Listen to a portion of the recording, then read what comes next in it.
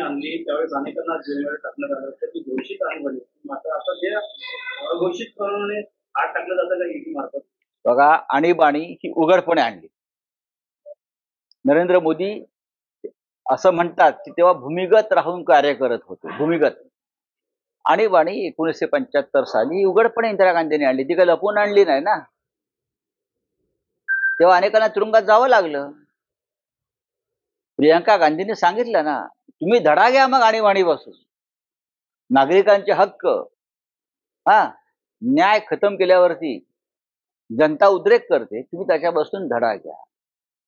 आणि इंदिरा गांधींनी त्यानंतर निवडणुका घेण्याची तीही बॅलेट पेपरवर हिंमत दाखवली, पराभव पत्करला, पण लोकशाहीचं रक्षण केलं. मोदी करणार आहे, अख्खा देश ओरडतोय की बॅलेट पेपरवरती निवडणुका घ्या. मोदींची हिंमत आहे.